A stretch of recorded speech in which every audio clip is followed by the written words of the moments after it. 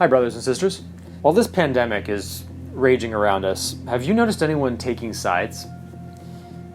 It seems to me like we Americans have been taking sides for quite a few years now.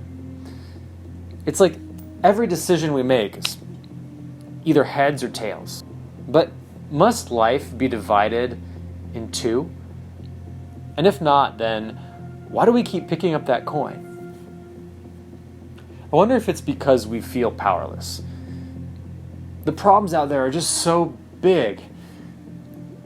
We see what others are doing and saying, and it seems like all we can do is either go along or not go along. All we can do is pick a side and stick with it.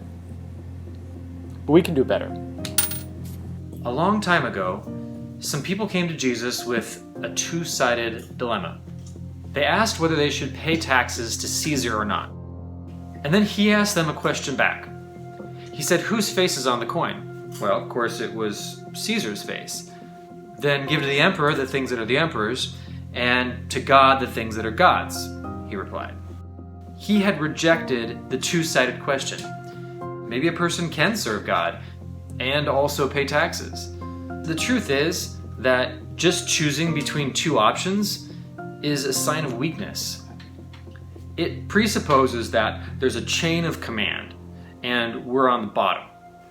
But the truth is, you are not weak. Some of us might play more prestigious roles in society, and some of us might play less prestigious roles. The world is just not a straight line of control like a game of tug and war. Actually, it's a web. In a web, every part connects to others through others. Some might have more pull on that web than others, but even the ones with a big pull rely on others going along to impact even more. And the truth is, no matter how great or small your influence is on that web, whether you have 1,000 connections or 2 or 3, at some level, you're a leader.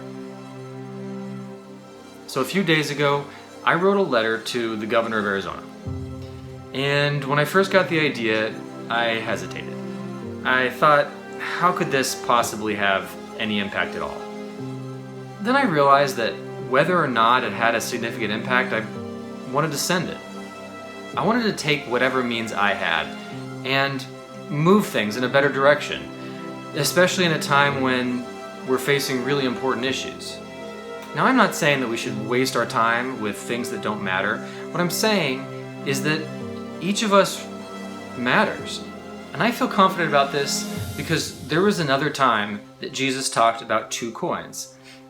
It was when he saw a poor widow put 2 coins into the treasury offering plate. And he said at the time that her offering was greater than the bigger offerings of all the wealthy people who had just put something into. She gave a lot out of the little that she had. And it really makes sense because who really knows everything that's in the web of life?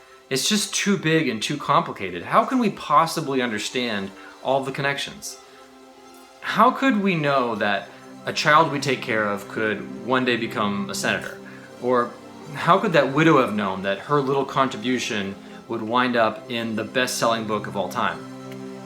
And because of that, treat whatever influence you have as big, because it really might be. Remember that you have power. You don't need to get caught up in two-sided thinking.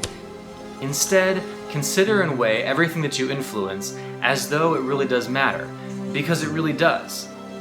And take care of everything that's important. And especially, remember that the very best leaders are the ones who serve the ones they lead. And so look at all of those connections you have on your web and look out for their best interest. If you really do that, you may very well find that your influence is far greater than you ever could have imagined.